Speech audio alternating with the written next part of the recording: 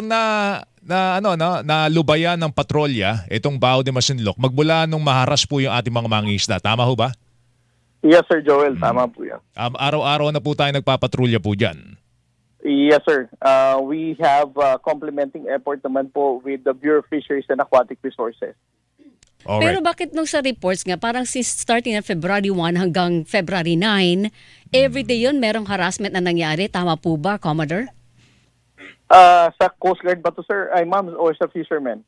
Sa Coast Guard po. Ang balita po, 1 linggo daw po kayong nagbantay doon at 1 linggo din po kayo nakaranas po ng pagbuntot, pangaras, dangerous maneuver at kung ano-ano pa.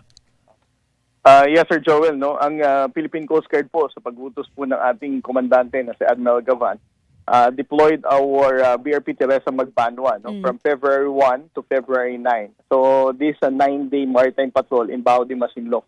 The objective of which is to support itong pangisdaan ng mga Pilipino at magbigay ng ayuda or for those instances na makakasama natin, makikita natin yung mga mangisdang Pilipino sa Bao de Masinloc. At totoo yung sinabi niyo, Ma'am Weng, no? Dito sa buong duration ng 9 days natin na pagpapatrolya na to, the Philippine Coast Guard vessel experienced shadowing for more than 40 times. Wow. We were also blocked for 4 times. We also experienced yung crossing of the bow ng 2 beses at a very approximate distance of around 200 meters. Malapit yun, Commodore. Yes, ma'am. No? So ito ang pinagdaanan ng ating Philippine Coast Guard vessel.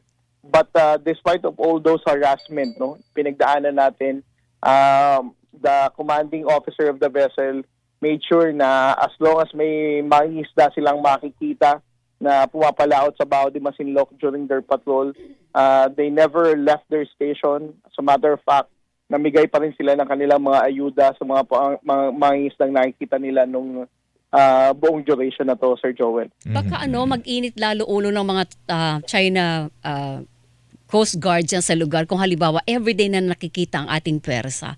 Pero still tayo, maximum tolerance, Commodore.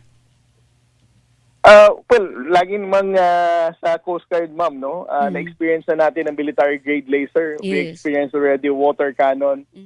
We experience dangerous maneuver, close maneuver sa lahat, no? And blocking operations.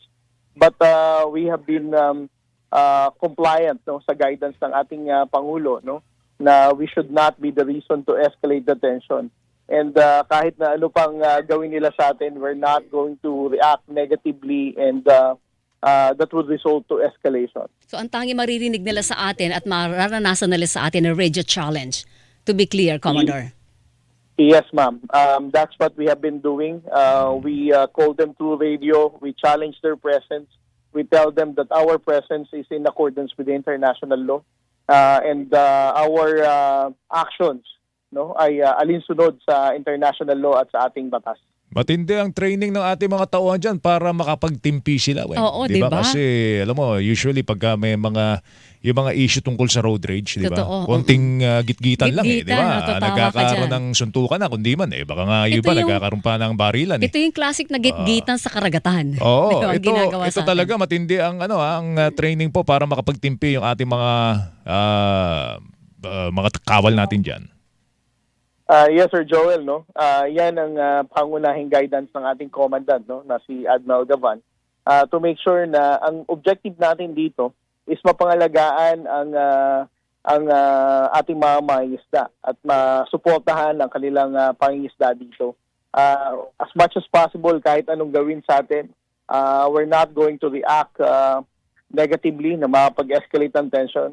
Kasi kung sakali mangyayari yun, no, ang maapektuhan dito is yung mga Pilipinong mangingisda. So kahit anong gawin nila, we just have to make sure na mapapangalagaan natin ang karapatan ng ating mga mangingisda, Sir Joel. Alright, Sa good. kabilang banda, gusto ko lang sabihin, Commodore, yung puna ng iba na pag binubuli ka na at hindi ka nagpakita na naninindigan ka para sa sarili mo, Bubulihin ka lalo. baka lalong mangbuli. Well, actually, Ma'am Weng, no, this is what we have been doing now. Unlike noong nakaraang panahon, binubuli na nga tayo, wala pang nakakaalam. Yes. Tingin ko naman, mas okay yung we are being bullied. We report that to the international community. We make the Filipino aware of what's happening. At least nalalaman ng mga Pilipino kung ano talaga nangyayari sa West Philippine Sea. nalalaman ng mga ibang bansa kung sino talaga ang lumalabag sa international law. Unlike before, na we are being bullied silently, hindi natin alam kung ano nangyayari sa West Philippine Sea.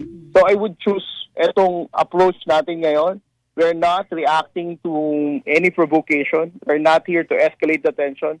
We are just telling the international community and the Filipino people that our national government is doing our efforts to make sure na meron pa rin tayong kapayapaan sa karagatan, while at the same time, we're not undermining our territorial integrity dito sa mga areas na to sa West Philippine Sea, sir, Ma'am Weng. Okay, may guidance na ba kung sakaling lumagpas na doon, kasi Weng, naranasan na natin lahat, binangga tayo, binoba tayo ng tubig, ni-laser tayo. Meron bang guidance sa inyo kung sakaling lumagpas pa ang China doon sa kanilang ginagawa doon sa mga nakalipas na pangyayari dyan po sa West Philippine Sea? Ano ba ang guidance? Lalagpas ba tayo doon sa kasalukuyan nating postura ngayon? Well, Sir Joel, no, ang China very calculated din ng kanilang mga galaw, no. Sinasabi ko nga mula 2012, actually mula nga 1995, no, when they took Mischief Reef, now we had the standoff in 2012. From 2013 to 2016, they reclaimed so many islands in the South China Sea, not just in the West Philippine Sea, and they keep on changing the status quo without actually firing a single shot, no. Wala naman silang naipaputok or na baril dito, and yet they were able to change this status quo sa entire South China Sea, not just here in the West Philippine Sea. Okay. Ibig sabihin, napagtimpian, nakalibrate nang hindi talaga gumawa ng military action. That is something that we're also doing. No? The more we expose the aggressive behavior of China, little by little, mapapansin naman natin talagang nababago. Ngayon, kung ang tanong, are they really going to go that far to go beyond dito sa great tactics nila na short of war? I think there are a lot of scholars who would say otherwise. No? So, sa punto de vista natin ngayon, Sir Joel, we are in the right track. Our approach is not to escalate the tension, but to tell the international community that it is China who choose to violate the international law. Sir, maliban dyan sa Baho de Masinloc, nagsimula na tayo dyan ng rotation ng patrol, hindi ba? Sa iba pang inaangkin natin o nasa teritoryo natin sa West Philippine Sea, magkakaroon ba ng ganyan din na diskarte ang Philippine Coast Guard, Philippine Navy at Bureau of Fisheries and Aquatic Resources? Ma'am Weng, no, I cannot disclose the operational details, but definitely we are in coordination with the Philippine Navy and the Bureau of Fisheries and Aquatic Resources to make sure that our presence will be felt, no, in different areas in the West Philippine Sea. Iyon. Okay. Hindi na, gone are the days na wala sila nakikitang kahit anong pwersa ng Pilipinas dyan sa West Philippine Sea. Ngayon, mas malimit na tayo makikita dyan. Yes, ma'am. That's the commitment of our president. Okay, doon sa span of time, mahigit 1 linggo kayong hinaras dyan, meron bang mga Pinoy na mangingisda na malayang nakapangisda dito sa Baho de Masinloc? Yes, Sir Joel, no. We were able to document as many as almost 100 fishermen ang tumanggap ng ayuda sa 9 na araw na pagpapatrolya ng Philippine Coast Guard dito. At may mga instances pa na we were able to interview them, no. At tinanong namin the benefits of the presence of the Philippine Coast Guard vessel.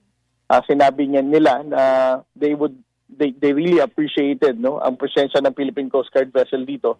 Dahil on those instances na nagpapatrolya ang Philippine Coast Guard, instead of them being harassed, no, at tinututukan ng China Coast Guard, ang Philippine Coast Guard vessel na yung tinututukan ng yung pinagtutuunan nila ng pansin, no, not just the harassment of the Filipino fishermen. Alright, patuloy po yung mga mangingisda na nanalangin na sana'y magpatuloy po yung inyo pong pagpapatrolya at maprotektahan po sila dyan. Alright, tuloy-tuloy po tayo. Commodore, salamat sa oras mo. Mag-ingat ka. Thank you. Sir, thank you sa oras. Yes, Sir Joel. Maraming pong salamat. Alright. Thank you. Si Commodore J. Tariela, tagapagsalita ng Philippine Coast Guard sa West Philippine Sea. So,